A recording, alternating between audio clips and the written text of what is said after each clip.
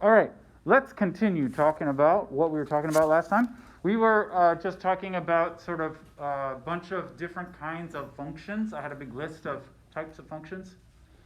And what remains on the list to discuss were, the only sort of two left were algebraic functions and trigonometric. So algebraic, there's not a lot to say about it. This is probably, well, I don't know if this word is familiar to you. Algebraic functions. We're not going to say much in general about algebraic functions, but remember, we have polynomials. At the very end last time, I mentioned rational functions. Rational function is any fraction where the numerator and the denominator are each polynomials, all right? And algebraic functions is sort of, yet again, slightly more complicated than that. So this is just any combination of polynomials and powers of x, where the powers, like in a polynomial, the powers have to be whole numbers. But in an algebraic function, you can have any kind of polynomial type stuff together with any kind of powers type stuff. And it can be mixed together in all kinds of crazy ways. So a typical example would be something like 3x squared plus root x. That's algebraic. It's not a polynomial because of the root x part, but it still counts as algebraic because the root x is a power. It's x to the 1/2, right? Or you could even do something like 3x squared plus root x plus 8x divided by 5x plus the cube root of x, right? These all count as algebraic functions. It just means any combination of polynomial type stuff, but also other kinds of powers of x, which would include all the roots, because those are like, the square root is 1/2 power. Or it could be even something ridiculous like this, 1 plus, how about that? This is a crazy function, but that counts as an algebraic function, all right? What doesn't count? I'll say not things like e to the x. That has the x, the variable inside the exponent. That doesn't count as algebraic anymore. That's something that's not allowed in an algebraic function. Or just like other functions like sine of x, the trig functions, they don't count as algebraic either because there's no way to write sine x as a polynomial, right? Or some kind of polynomial combined with roots and such. All right? That's what algebraic functions means. There's not a lot to say. Like, so many different things fall under the general category of algebraic functions that it's hard to say anything in general about algebraic functions. But that's what they are. At least it's good to know the terminology. All right, let's talk about the trigonometric functions. This is something we really do need to talk about. Hopefully, this is a little kind of review for everybody. But I want to be clear about what I expect you to know about trigonometry, trigonometric functions. All right. Hopefully you know something already about the trig functions. Probably, in my experience, probably you actually learned more than we're going to need to use in this course, depending on how good your pre-calculus class was. But anyway, the very basic setup here is that these are based on two fundamental trig functions are the sine and the cosine. And how they work is, if you have a triangle, a right triangle like that, look at that crooked triangle. It's slightly awkward for me to write in this position. Sorry. You know what I mean, right? If this here is an angle, which I call x, then we can think of these sides, the three sides of the triangle. I'm going to label them as op, edge, and hype. There's the opposite side, the adjacent side, and the hypotenuse. The hypotenuse is always the long side in the right triangle. And then the other two, which are sometimes called the legs, the other two are arranged in a certain way with respect to the variable, or the angle x. One is opposite the angle, and one is next to it. So that's how we label the opposite and the adjacent sides. And the definition of the sine and the cosine, the sine of x is defined to be the opposite over the hypotenuse. What I mean is the length of the opposite side divided by the length of the hypotenuse side. And then the cosine of x, the definition is the length of the adjacent side divided by the hypotenuse side. All right? Those are the two basic trig functions, sine and cosine. And all of the other trig functions can be derived from these, although sometimes people like to say directly from the triangle. The tangent is the opposite over the adjacent. And you definitely need to have this stuff memorized. I hope that you do. You can remember the ridiculous SOHCAHTOA. You just got to remember SOHCAHTOA. That's easy, right? Yeah, I guess. It's totally meaningless. Anybody ever get it confused? Isn't it Coca-Cola? No, of course not. SOHCAHTOA, obviously, right? Okay, so that's how you remember. This means the sine is the opposite over the hypotenuse, and the cosine is the adjacent over the hypotenuse, and the tangent is the opposite over adjacent. All right. I hope you all know there are two ways to measure angles. In the ordinary world, people typically use degrees, and in the mathematical scientific world, we use radians. And in this house, we're using radians. All right. I will occasionally say, when I'm talking informally, I will sometimes talk about degrees, but for the most part, in this class, we're going to use radians for everything. In fact, several of the formulas that you probably know about sines and cosines are only true if you use radians, and if you use degrees, they're not. It's not entirely correct. So anyway, we're going to use radians in general. I hope that you all know how to go back and forth between radians and degrees. Let's talk about the graphs of sines and cosines. The graph of sine and cosine, they each look like sort of a nice looking kind of wavy thing. The sine looks like this. It's not going to look terribly nice when I draw it. That's not so bad. All right, and it goes back this way too. And so the domain of this function, this is sine of x. The domain is all real numbers, and the range, the y values that you get out of this goes from -1 to 1. And you should know where these specific values are. Where it goes all the way through sort of one waveform back to 0, that is at 2 pi radians, also known as 360 degrees, all right?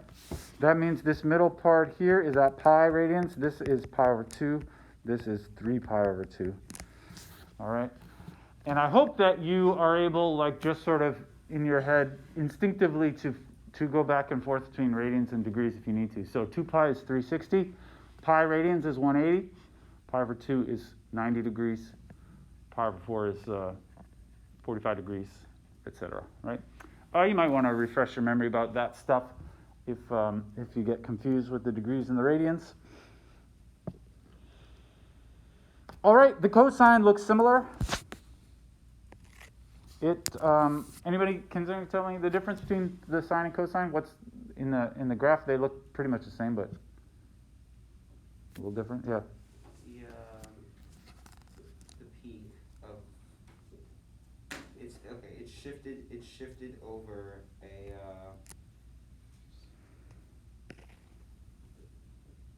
I agree. pi. It's shifted to the left. Yeah. Pi 2 radian. Yeah. Pi over 2 radian. Right. So this you just take this whole picture. Only you start like at the top starts here on cosine. So I'm going to try and line them up. I did not line it up. Something like this. This is like one pattern of the cosine. So this is pi here. This is 2 pi. This is pi over 2. This is 3 pi over 2. Right? This is cosine of x. And of course it continues like this. And back here also. All right, these are the graphs of sine and cosine. Not so pretty the way I drew them, but they look kind of nice if you draw them correctly. All right. You should basically have these pictures memorized. It's not so hard to remember. This also, of course, it goes up to 1 and down to -1, right? And if you can remember these two graphs, this will immediately tell you a bunch of special values of the sine and cosine. And these are important that you are able to come up with these values by whatever means necessary. You know, for me to, well, here's what I can see on the graph. I can see that the sine of 0 is 0. That's because that's this point right here. When I plug in x equals 0, the sine of 0 is 0. I can also see that the cosine of 0 is 1, right? Cosine of 0 is 1, right? Also on the graph, I can see the sine of pi over 2 is 1. That's this y value right here. The sine of pi over 2 is 1. So sine of pi over 2 is 1. And the cosine of pi over 2 on the graph I can see is 0, all right? And so on. The sine of pi I can see on the graph is 0. The cosine of pi I can see is negative 1. The sine of 3 pi over 2 is minus 1. The cosine of 3 pi over 2 is 0. And if I go all the way, the sine of 2 pi is 0. The cosine of 2 pi is 1. All right? These values, really, you need to be able to come up with them. If you ask me, if you know a stranger approaches me on the street in the club and says, hey, what's the cosine of pi? I don't exactly have that memorized, but I have, the way I remember it, I have this picture memorized in my head, and I will be able to sort of look on the graph in my mind and say the cosine of pi is negative 1. However you want to remember these is fine with me. To me, the graphs are the way to remember them. All right. Any thoughts about that? I mean, I'm never going to specifically just quiz you about these values, but you're going to need to know these in the context of some kind of larger problem to do. Okay?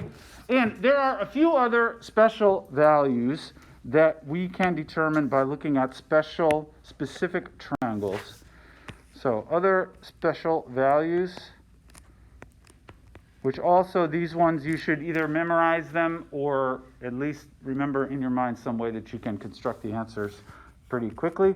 They come from two special triangles, which I'm going to call the 45, 45, 90 triangle and the 30, 60, 90 triangle. I hope you don't mind me. These are degrees that I'm saying here. Nobody says pi over 4, pi over 4, pi over 2, but that's what this is. Anyway, this is a right triangle with 45-degree angles on the two other angles. Of course, in radians, that's pi over 4. And if I were to label the sides of this triangle, since it's a right triangle, this is actually an isosceles triangle, meaning that the two legs are the same length. And I might as well just call these two lengths 1. And if you do that, then the Pythagorean theorem says that this has to be root 2, because the Pythagorean theorem would say 1 squared plus 1 squared equals that other side squared. And so the other side squared is 2, which means the other side is square root of 2.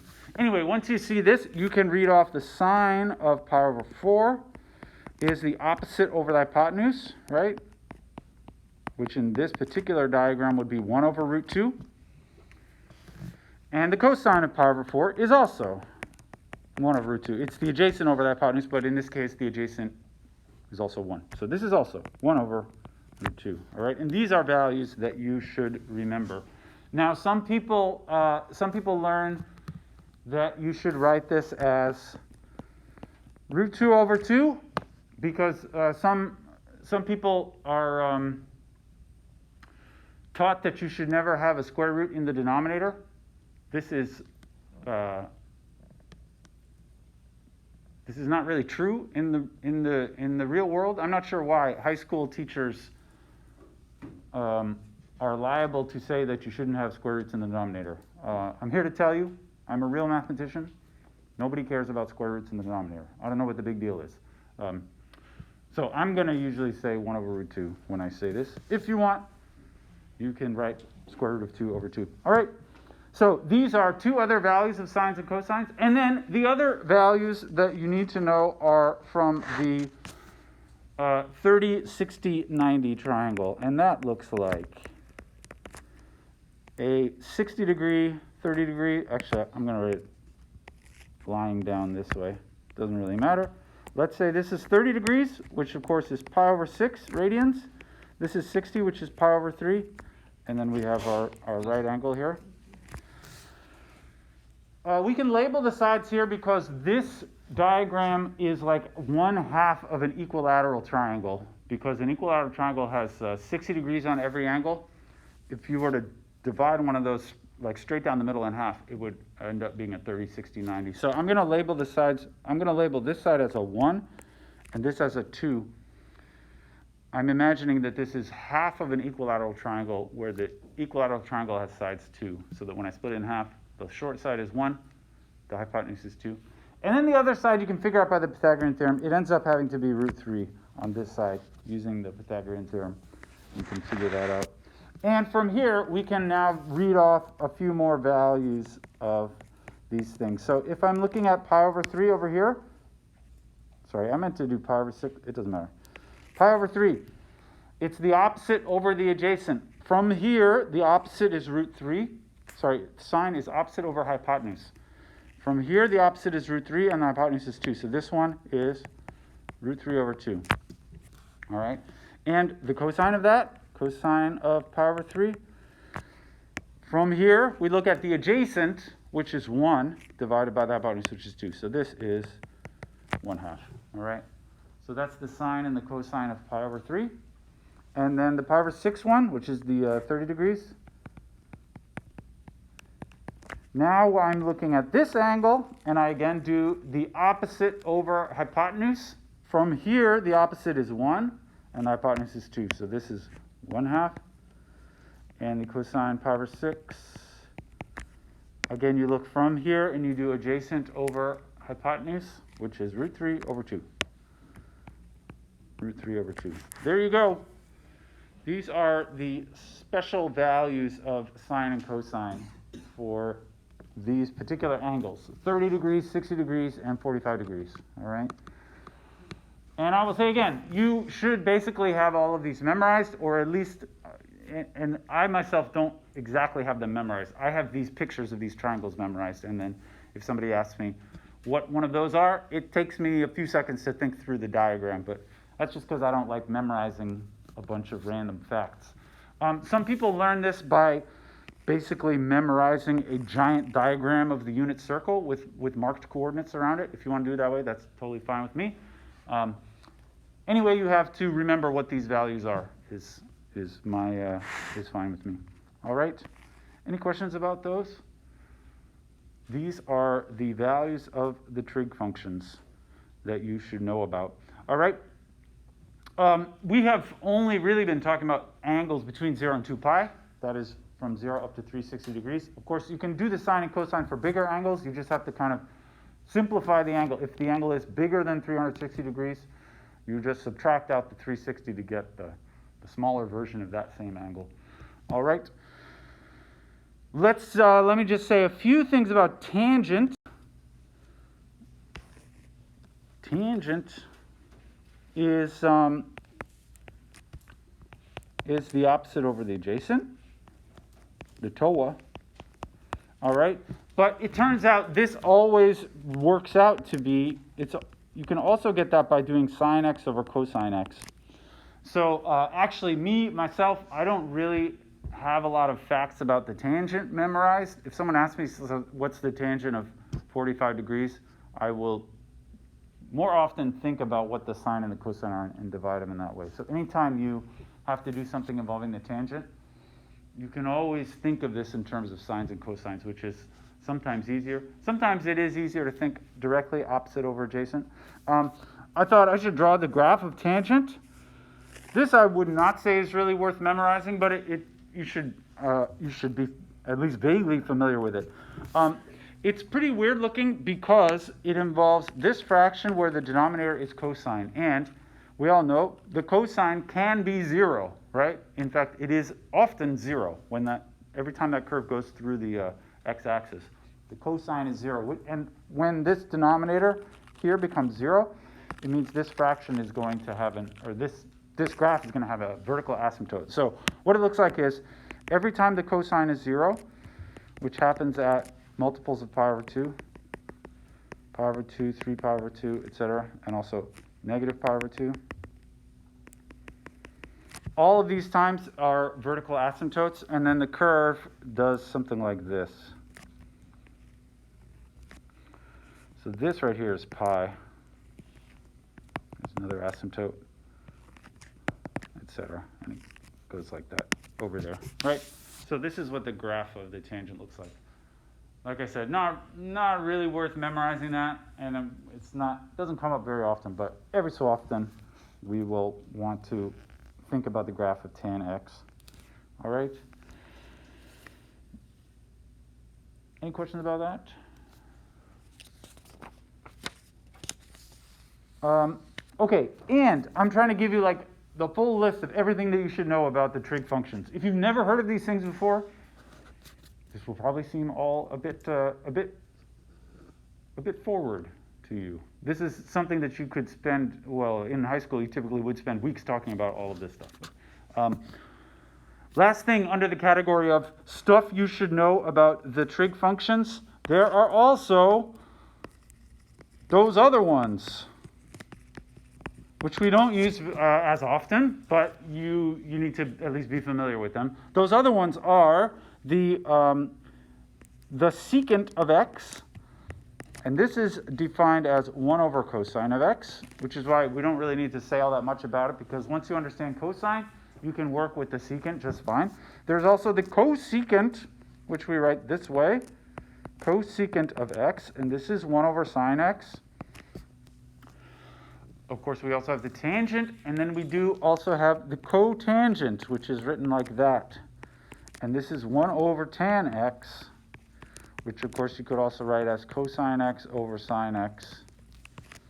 And these also can be written in terms of opposites and adjacents and hypotenuses, right? Like 1 over sine x, sine is opposite over hypotenuse, so the cosecant is actually hypotenuse over the opposite, although it's usually not necessary to think of it in that way. All right. About these other ones, basically you should just know what the definitions are, what I just wrote. You should know that. But otherwise, there's not a whole lot that you need to know specifically about those functions.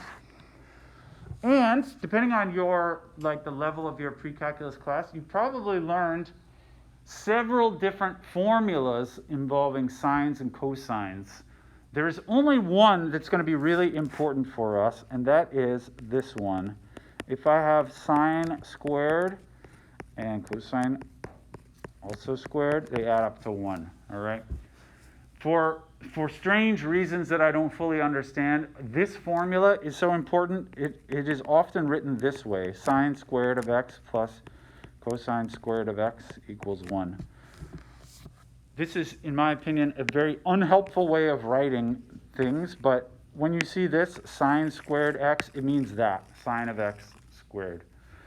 This, I don't know why people write it this way, but it's such a common thing to write that you see it sometimes. So you got to be aware of it. All right. That is the most important of the trigonometric identities, and really the only important one for our purposes. There are many others that you may have learned. You probably learned formulas about what is like sine of A plus B. Remember that one?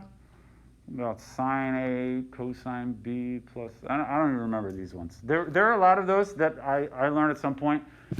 You should know that there are such formulas, but I'm not going to expect you to know them offhand. So if you need to use something like that, go look it up in the book or something.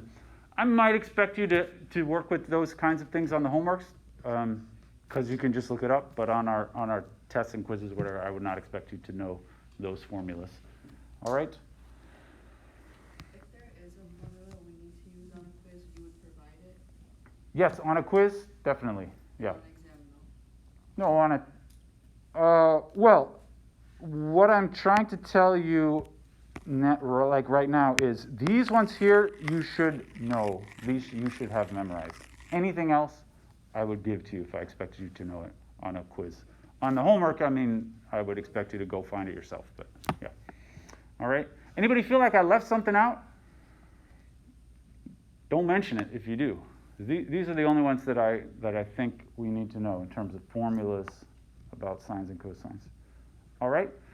I thought maybe it might be interesting to talk just briefly about what the point of sines and cosines are, This is something that you probably learn at some point, but it's good to be reminded. Sines and cosines are useful for, I'll say we use them to do geometry involving triangles. Although, as you'll see in a moment, because I'm going to do a fancy example, they're not only useful when you're using triangles. They can be useful in other settings. But basically, they are used to do geometry with triangles. And the typical way that these are used is in sort of like, kind of like how tall is the flagpole type problems. I've actually never done this in real life. Maybe you have. I know some people do this in high school. I kind of wish I did this in high school. Here's a how tall is the flagpole kind of thing, right? Here's the flag. The idea is you can measure how tall the flagpole is without ever like climbing up to the top of the flagpole with a string. The idea is you sort of measure a certain distance away from the flagpole, which you can do easily on the ground with a measuring tape or something. And then you also measure this angle here. And that can be done by using, you can just sort of point with your hand and then get someone else to use a protractor to measure this angle. There are also kind of custom-made instruments for doing this. You've probably seen, this is an old like a nautical instrument, which looks kind of like a protractor, but it's small. You can hold this in your hand. And then it has a swiveling telescope on it. And the idea is you hold this thing like that, and then you point the thing to whatever you're trying to point at, like the top of the flagpole, or maybe you can navigate by the stars or whatever using this thing. And then this thing, this curvy part has markings on it, and it will tell you what the angles are. So you can point it up at the flagpole and measure the angle in that way. Anybody seen something like this before? You know what I'm talking about? Anyone know the name of that? A little trivia. This is called the sextant. Actually, what I drew is not it's called a sextant because the classical sextant has a 60-degree angle, just like in the device itself. And then your thing, and that 60 degrees here, this part here, that's 1/6 of the full circle. That's why it's called a sextant. Anyway, the sextant is basically a protractor for pointing at things that are a far distance away and then measuring the angle from the horizon or whatever up to your object. Anyway, let's say in the case of that flagpole over there, let's imagine I get out my sextant. I don't actually have a sextant. But let's say I measure that angle as being 60 degrees somehow, just by pointing my arm and using a protractor. All right? Then, can I tell how high is the flagpole? All right? What is h there?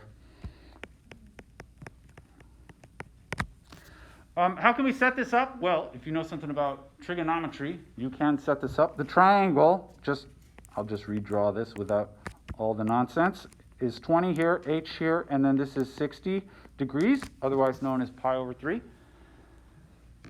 And we can set this up. This says when I have a diagram like this, it occurs to me to write this in terms of the tangent, because I have one angle that's known, that 60 degrees, pi over 3. And then I also have the opposite side is called h, and the adjacent side is called 20. And so I can say here, the tan of my angle, pi over 3, is opposite over adjacent, right? Which in this diagram says h over 20. And this can be solved for h if you know what the tan of pi over 3 is. I do know what the tan of pi over 3 is. That you can just, maybe you just have the values of tan memorized directly, or you can convert this into sine over cosine, right? Equals h divided by 20.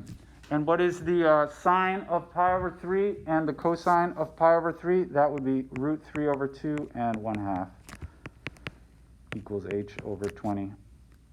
All right. On the left side there, that can simplify. I can basically cancel the halves, and I just get root 3 equals h over 20. Solve for h, you multiply the 20 over there. 20 times root 3 equals h. All right? And that's the height of the flagpole. If you want to know what that number is, you can plug it into your calculator. I actually Didn't care, so I didn't do it. All right, this is how you find how tall is the flagpole using trigonometry, all right, sines and cosines and such. All right, this was a kind of a contrived example. I made it so that the angle was one of those special angles that we know the sines and cosines of. But in the real world, you wouldn't get 60 degrees necessarily, but it's easy enough to do. Here's a more, there we go. Here's a more realistic example.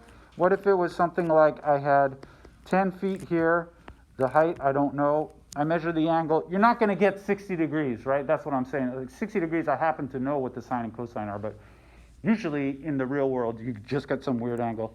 Let's say like 72 degrees there, all right?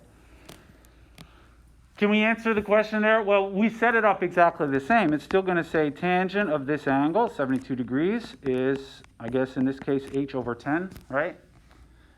And how do we do tan of 72 degrees? Well, you just use your calculator. That's why we have calculators with the tan button, or you type that into Google, tan of 72 degrees, and it'll tell you what the tangent is. I did this actually on my calculator. I got 3.077. That's what I did there. Make sure your calculator is in degrees mode if you're trying to do tan of 72 degrees. Anyway, this equals h over 10, and so h is 30.77, right? This is more realistic. You can't really figure that out by hand. Values of sine and cosine and tangent are very difficult to compute by hand unless they just happen to be one of those special values that I said before, right? Any thoughts about that? This is like real world use of trigonometry. I got one more example. This is a considerably more interesting example in my opinion. This kind of trigonometry usage is super important historically speaking. This actually, the basic ideas here were used in the first calculation. This is the first calculation of the radius of the Earth. How do you like that?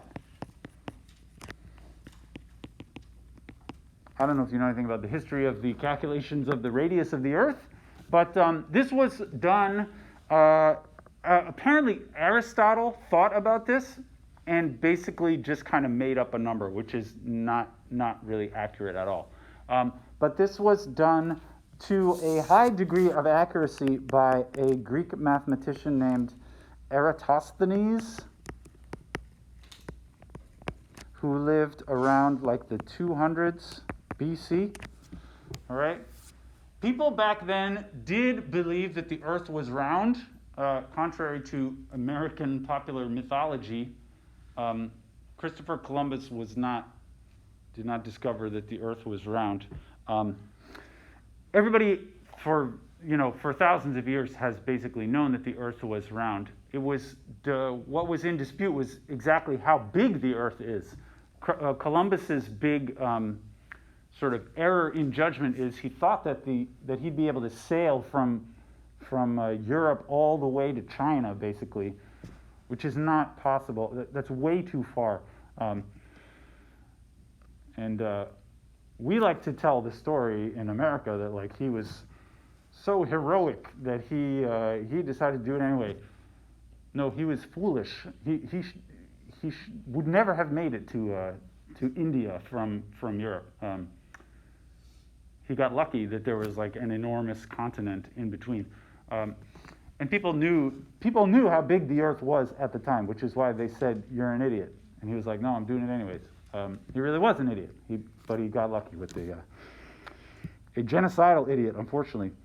Anyway, happy Columbus Day. This is coming up, isn't it? Anyway, yeah. So this, a long time ago, I'm going to describe to you how Eratosthenes calculated the radius of the Earth. Okay, the way he did this was in the ancient Mediterranean, where the great sort of science of the day was happening, well, in China, but at least in terms of Europe, China and India always had some good math and science going on. In terms of like the Mediterranean area, it was all like Greece, sort of southern Europe, plus the Middle East. The Arabs were doing a lot of great stuff, and like northern Africa. So Eratosthenes was traveling between kind of Greece and northern Africa and Egypt in particular, and he did this based on Egyptian obelisks. And there was one obelisk here, which Eratosthenes knew was right around on the equator. All right, and then there was another one. This is like in, I believe, something like, I'm not an expert in this, but I think the southern obelisk was in like central Egypt. And then there was another obelisk in Alexandria, which I believe is on the coast. Anyway, there's two obelisks. One is to the south and one is to the north. And if you believe that the earth is round, then they would look like this. And of course, the center of the earth is here. And the goal is to compute that distance, r, from the center of the earth. And the strategy is this. At exactly noon, the sun is directly above the equator, at least on certain dates of the year. And they understood how the dates of the year work and all that. So the sun is directly above the equator, which means when the sun shines, the rays of the sun go there, roughly parallel to one another. The southern obelisk has no shadow perfectly at noon because it's sitting on the equator. But the northern obelisk does have a shadow. It's sort of, like this, right? There's the shadow of the northern obelisk. And Eratosthenes wanted to measure that, and he calls this little angle here, let's call that alpha. He was Greek, so he might have said alpha. All right. Unfortunately, I'm going to have to turn the page here. I'll try and redraw this picture. So we have the earth here. There's this obelisk. There's this one, right? And there's this shadow here. This angle right there is called alpha, right? And you can, this ends up, if I zoom in on this obelisk here, what we have is, this kind of a thing, and it has the shadow, right? Here is the angle alpha. This right here can be measured just along the ground. And also, he measured, I don't know how hard this was, but he also knew how tall the obelisk was. All right, so these two sides were both known. Because you can measure those, right? I suppose it might not be easy to measure how tall the obelisk is, but it can be done. And if you know those both sides, and you know something about the tangent, that means you can find, so we can find alpha, right? Because the tangent of alpha is the ratio of those two sides, and you can measure those two sides. If you know about the tangent, you can figure out what the angle alpha is, all right? But check it out. Let me just draw this picture again. There's one obelisk. There's another one. This is not immediately obvious, but I will have you know, here's the sun's rays, right? And then here's my radius that I'm trying to compute. This angle alpha is right here in this picture. And if you remember something about geometry, there's something about alternating angles on parallel lines. That angle alpha is the same as this angle alpha, right? Because of the some basic facts about geometry, which were known to people at this time. Actually, when Eratosthenes did this, it was 7 degrees.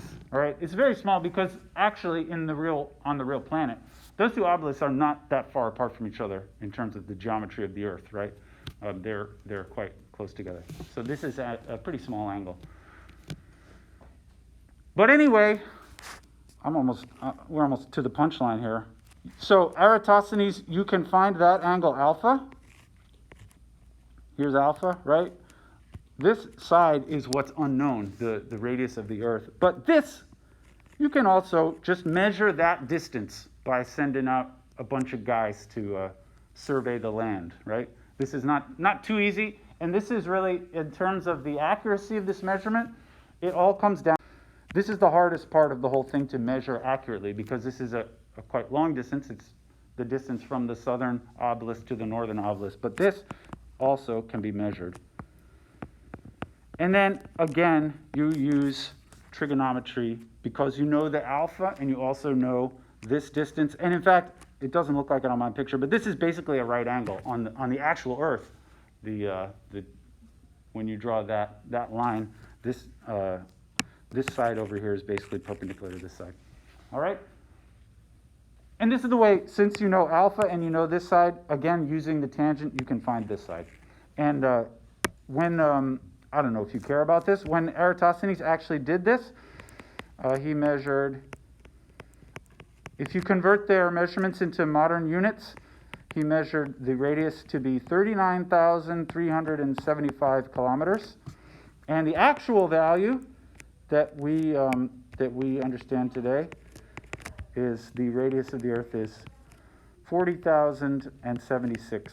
This, in my opinion, is very close. Yeah. Good job, Eratosthenes. That's what I say. It's all because of the trigonometry, though. It sounds like, I don't know, I remember when I first learned trigonometry, I felt like I had always heard about trigonometry, and I thought, really, this is a big deal? I mean, how often does anybody really care about triangles and that kind of stuff? The answer is, you in your own personal life are unlikely to use trigonometry from day to day, but it is actually super important in solving all kinds of problems about the world.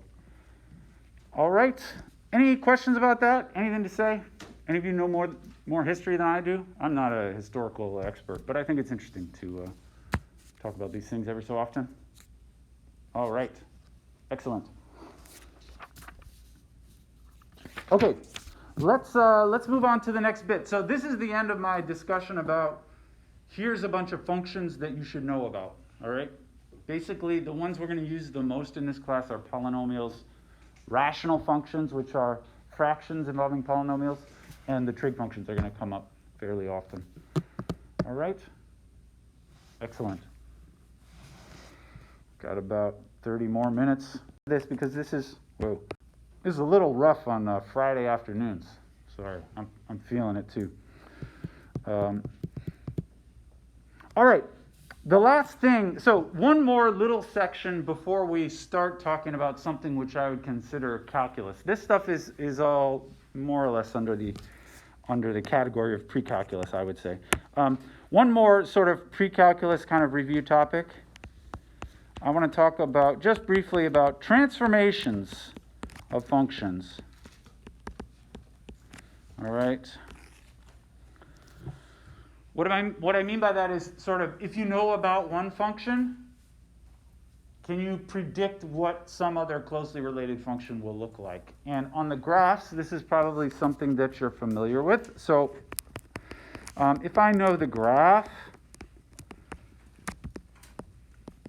of something like f of x,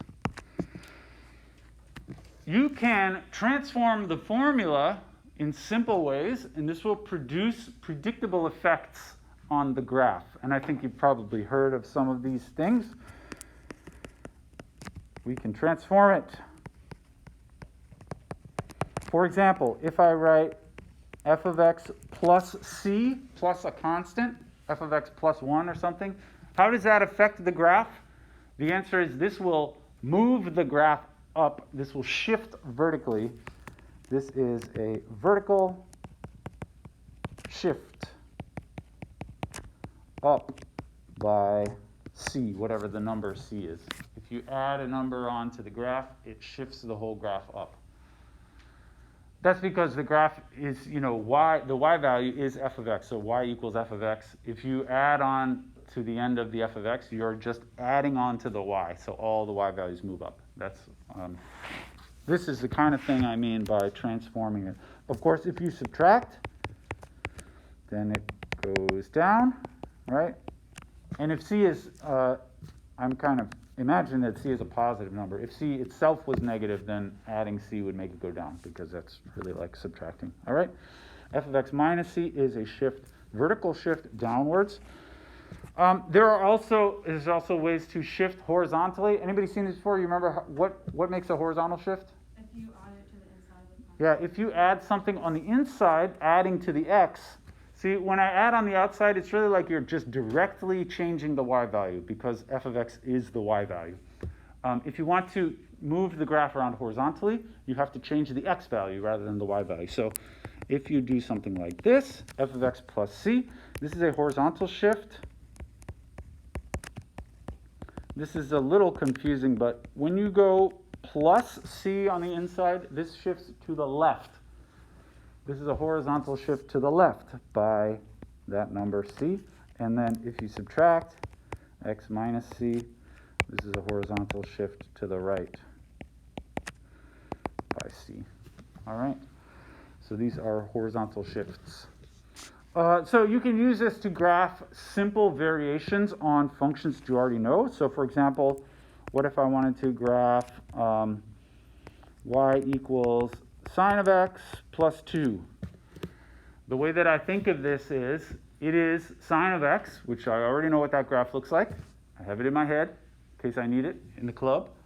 And then the plus 2 is just going to shift everything upwards, right? So I can pretty much do that in my head, but if you want to write everything in detail, I would first write sine of x, right?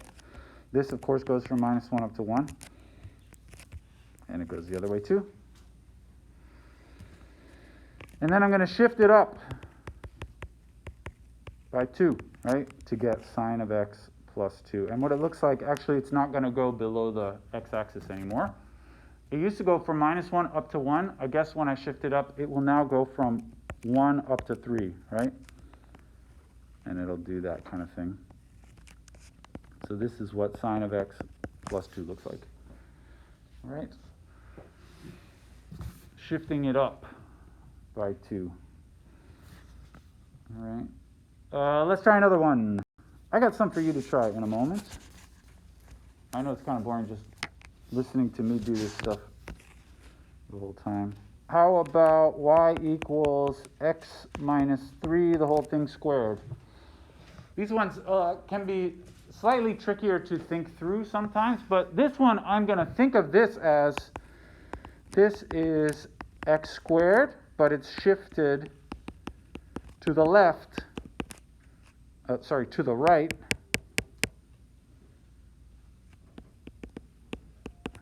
by 3. Remember, a shift to the right is when you subtract from the x.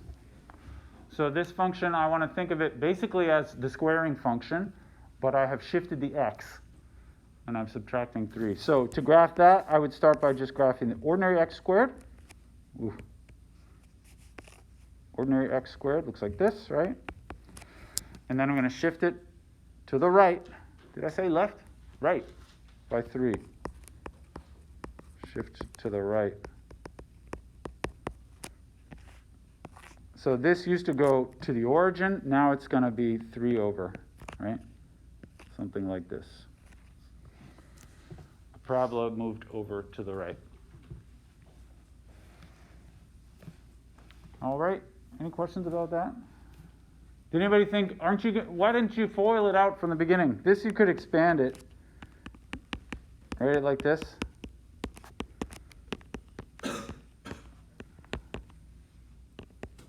Right? Do you know how to graph that? That is actually much harder to think of graphing that, right? This is sort of a congratulations, you played yourself situation. In this case, it's better the first way around, right? If you expand it like that, then it becomes much less clear to me what that means. Written as is at the beginning, it's just a parabola shifted to the right. Okay, excellent. All right, a few more transformations. There's shifting, and then there are also simple ways that you can stretch the picture out vertically or stretch it out horizontally. And this is done by multiplication. So more transformations that you can do. If you do this, a constant times f of x, this will stretch the thing out with a factor of c, whatever it is. So if c is 2, for instance, that blows up, sort of magnifies the entire thing vertically by a factor of 2. So this stretches vertically by a factor of c. All right? It stretches the whole thing out. If you divide, it's the opposite. It's kind of a compression. A compression vertically by a factor of c. All right? I'm assuming that c is more than 1, right? C is like 5. It means you just magnify the whole thing, at least in its vertically by a factor of 5. If you divide by 5, that crunches it all down. All right? It's because you're multiplying the y value by c. And if c is negative, this also flips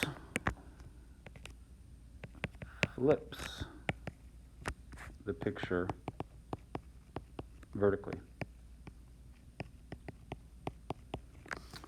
So whatever that number is, it stretches or compresses the graph by a certain amount. And if it's negative, it additionally flips it upside down. All right? I hope that this sounds familiar to everybody. These are all vertical stretching and flipping. If you want to do horizontal, it's all the same business, but you do it to the x rather than to the y. So to do horizontal business, it looks like this. F of c times x, right? This is a horizontal.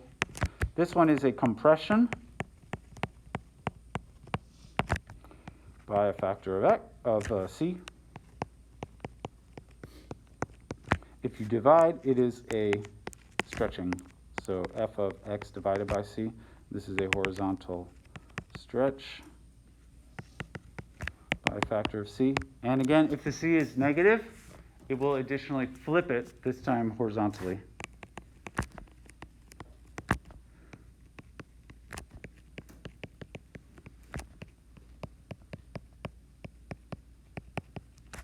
All right?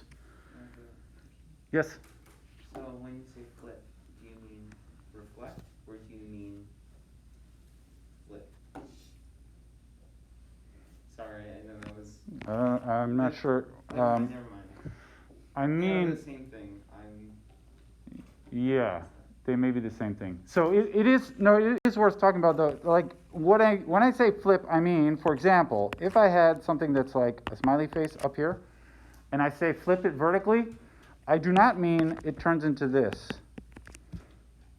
That's definitely not what I mean. No, what I meant to say is I do not mean you get this.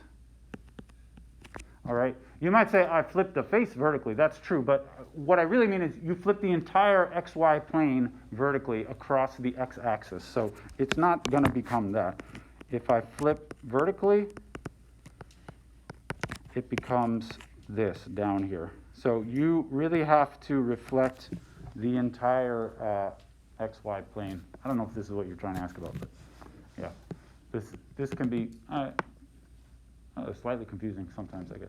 All right. Great. Thank you for the question. Let's do some examples.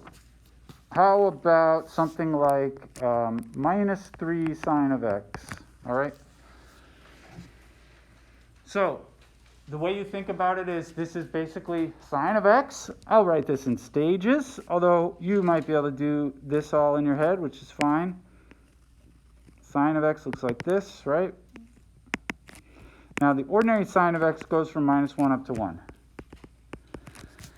times negative 3. So first of all, the 3 is going to make it stretch out vertically by a factor of 3. That means instead of going up to 1, it's going to go all the way up to 3.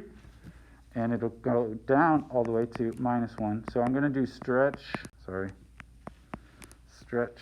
vertically times 3. Then it becomes like this, right? Where it goes now up to 3 and down to minus 3. But also we need to reflect it or flip it vertically because the 3, it wasn't just 3, it was actually minus 3. So from there, I'm also going to flip vertically, and it becomes, this would be sort of my final answer. Up to 3, down to minus 3. It's like that curve that I just made, but upside down, like this. That's what it would look like. So this is minus 3 sine x. right? Any thoughts about that? All right, I got some for you guys to try out. I like to do this every so often. I'm going to give you a few to work on, and I'm going to walk around and see how you're doing. I'm not trying to grade you or evaluate you. You're not going to hand this in or anything. I'm just trying to make sure that everybody is actually not sleeping out there. So try sketch the graphs of, how about square root x plus 3? I got a bunch of simple variations here.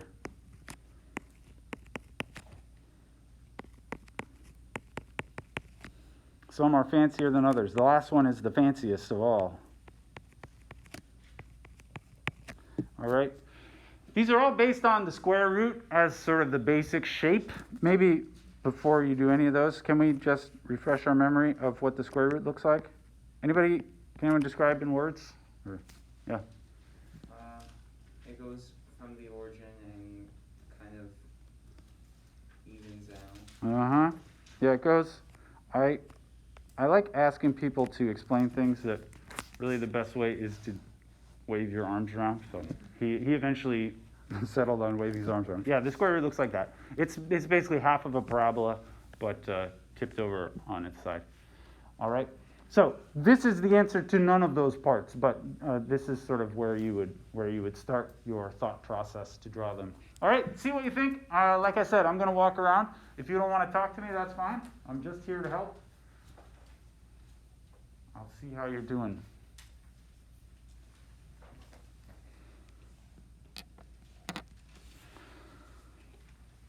And we'll talk about them in 5 minutes or so.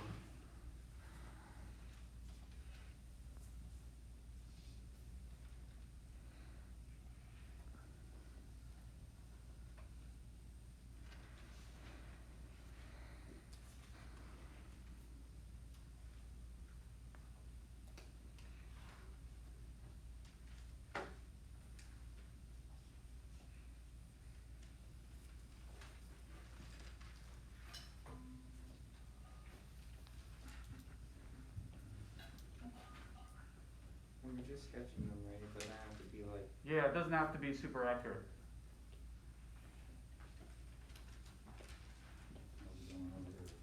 Feel free to talk to your friends if you got any.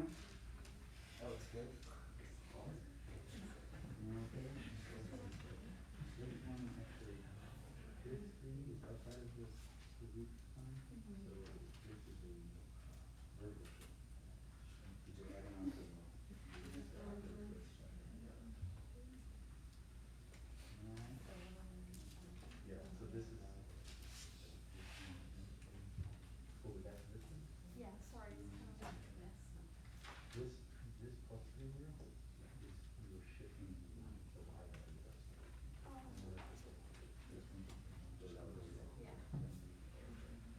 If you wanted that, it would have been, to see what g side would be, then that would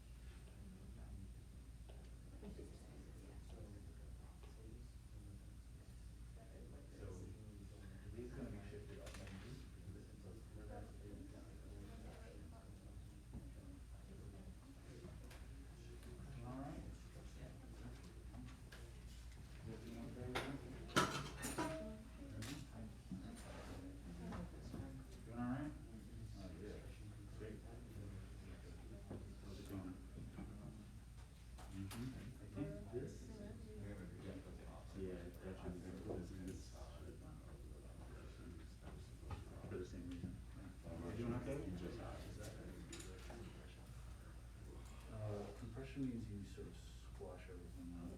Everything fits the opposite. How's it going?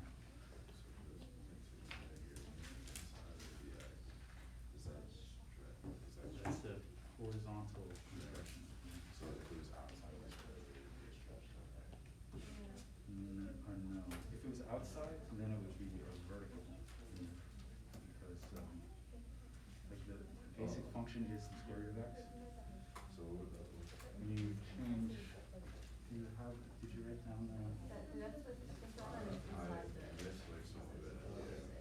Yeah, so when you're changing outside the function, this is a vertical stretch. Mhm. If you're changing inside the function, that's a horizontal stretch. So this would be horizontal.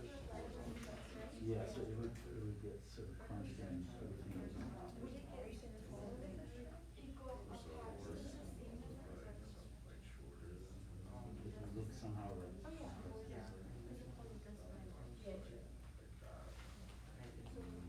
At least it's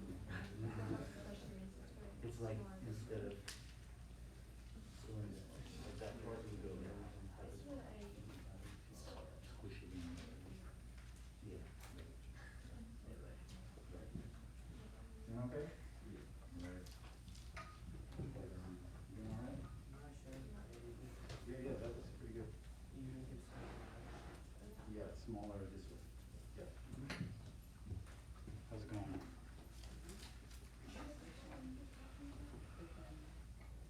Picture's much better than mine. Yeah, that's great.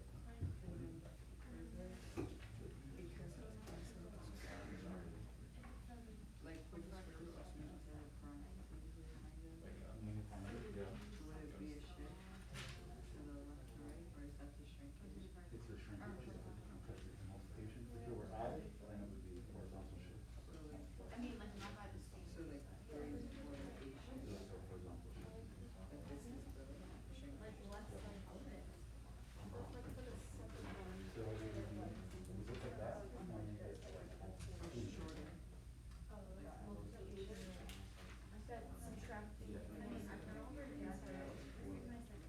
Yeah, or it could have the same, sort of the same height, but just squeeze them. So the horizontal shift right there, so So it goes right by one, by three, and then multiplication, so it stretches. Yeah, I think so. I think it'll, yeah. You guys doing all right over here? Yeah, all right. All right, let's go over these. I know some people work them out pretty well. Some of these are actually kind of hard to draw. Anyway, this is the square root of x. That first one there, root x plus 3, is a vertical shift upwards by 3 units. That one's not so hard to draw.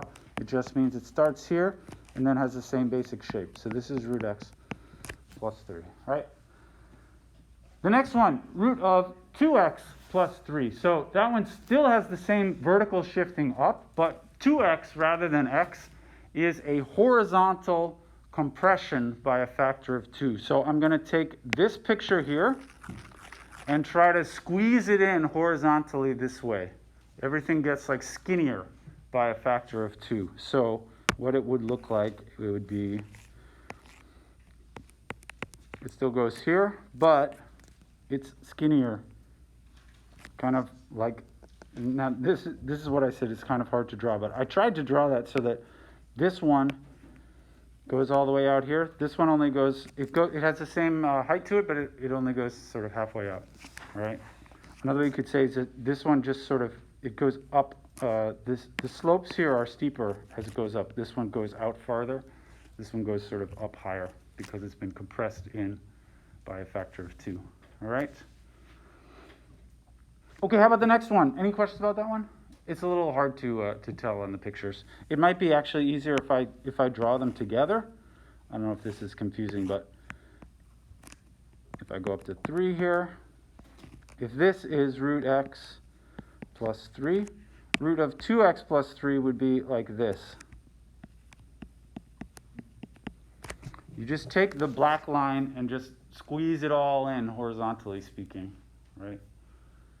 Of course, these lines don't really end there; they continue in that shape. But right, Okay, what about the next one? It says square root of minus x. That one's not so hard. Can anyone say in words what that looks like? Someone did this. Yeah, I don't know if you were raising your hand, but it's that. It just goes the other way. So it's like just that, right? This is root of minus x. Anybody feel nervous about this? Doesn't it look like a square root of a negative number? Not really, because on that graph, all the x values that I used were negative already, and that's why actually the x's have to be negative already in order for this to make sense at all, because you need it to end up being positive inside the square root. Okay, the next one was 4 square root x plus 1. Can anyone say in words how to construct this picture? Did you get that far? Yeah. You vertically stretch it like 4, and then go horizontally by 1. Yes, this consists of a horizontal shift to the left by 1 and a vertical stretch by a factor of 4. Now in this case, I don't think it matters, but technically you should shift it first and then stretch it vertically. The reason why that order is appropriate, because you think of what does the function do to x? The first thing that happens is the plus 1, so that will cause the horizontal shift to the left, and then vertical shifting upwards. So it goes shift to the left, and then instead of, ordinarily it might go like that, it actually stretches up vertically by a factor of 2, all right? And it moved over by 1. Excellent. And then the last one, this is the most convoluted of them, 7, 3 plus x plus 4, all right? How I would say this in words is you sort of want to read from the inside out. First, you shift to the left by 3. That's what happens initially to the x. Then you have the multiplication, then you have the square root, of course, which is the main function. Then you have the multiplication by 7, which will be a vertical stretch by a factor of 7. And then plus 4 shifts the thing upwards by 4 units. So if I were to draw that sort of in stages, first I have 3 plus x, which is a shift to the left by 3. Then I move it up by 4 units. Then I stretch it by a 7. It becomes like this, and now it's super steep because I vertically stretch it out by a factor of 7. And then finally, I shift the picture up by 4 units. And my final answer is something like back here by 3, up here by 4, starts there, and goes up quite steeply. I hope you drew something like that. Any questions about that one? This was the hardest of them. All right, excellent. I like to do this, kind of give you guys something to do, and then I'll walk around and see how you're doing. I hope that you find that useful. I'm never going to collect that kind of thing. It's just to make sure everybody is coming along. All right? We got 5 minutes. I'll give you a little sort of intro to the next section. This is the end of what I would say is the kind of pre-calc review, all right? Although, honestly speaking, I think probably a lot of this stuff, as we continue, is still going to be reviewed. But everything that I've said so far, I more or less expect that you already know that stuff. What I'm about to say, probably a lot of you do already know it, but I'm not going to assume that anybody knows anything from this point on. All right? What I would like to talk about next is the section of the book is called Tangents and Velocity. And here we're going to get down to specifically one of the fundamental basic ideas behind calculus, or the basic insight that most of calculus, at least the derivative, is based on this basic insight about tangents and velocity. So I said last time, or maybe the time before, calculus is about change, right? About change. If I give you a function, how fast is it changing at this or that moment? Is it changing in the sense of increasing? Is it decreasing? Is it not really changing much at all, right? These are the kinds of questions that calculus is meant to address. And for example, what I want to know is something like how fast is some given function changing? is the basic question behind sort of all of calculus, at least as far as the derivative goes, which is our first major calculus topic. How fast is a function changing? And what I mean by that is, I'm just going to sort of make up a picture of a function here. If I have a function that looks something like this, right? At different points of time, if you imagine the x-axis as being like time, at different points of time, the function is changing in different ways. Like in this area here, I would say that f of x is increasing here. What I mean by that is it goes up as you move to the right on the picture. Something happened at the top there, I guess, and here we have decreasing, I would say pretty rapidly, going down pretty steeply, right? And then in this next region, say over here, this is again increasing, maybe slowly, not so fast, right? And then here, this is like super duper fast, decreasing again, right? And so on, right? The big sort of insight that people had about looking at a function and deciding when is it changing and in which way is it changing is you can actually measure how fast it's changing by looking at the picture. These things basically, this changing has to do with the slope. This is the very basic fundamental realization that people had a long time ago, that how fast the function is changing is basically all about the slope of the function, you know, the rise over the run, right? If the slope is high, that means it goes up a lot, the rise over the run. If the slope is high, that means it goes up a lot when it goes over a little bit, which means it's decreasing very, very quickly. Whereas if the slope is low, like negative, that means it's going down as you move to the right, all right? This changing business has to do with the slope. And so if you care about being very specific about analyzing how fast something is changing, really what you care about is the slope of the curve. And the immediate problem that you run across is that it's not very easy to make sense of how do you measure the slope on a curve, all right? So the slope of a line is easy to handle. The slope of a line is easy. It's just the rise over the run, right? But how do you not even measure, but how do you even talk about the slope of a curvy thing? It's changing from one point to the next, and you no longer really can talk about the rise over the run in the way that you do of a line, because a line is very clear. You start here, you know, it goes up some amount and it goes over some amount. But a curve is not so simple, right? You might think it's going over by a certain amount, but then over here it starts to change, right?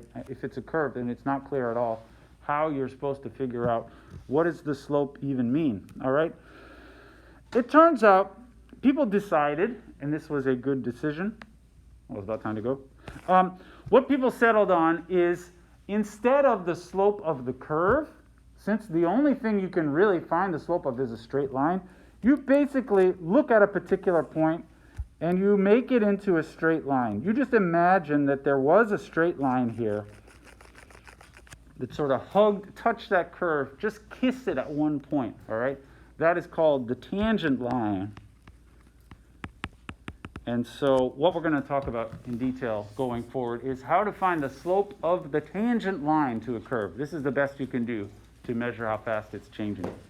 All right. Thank you for your attention. Have a good weekend. See you next time. Thank you.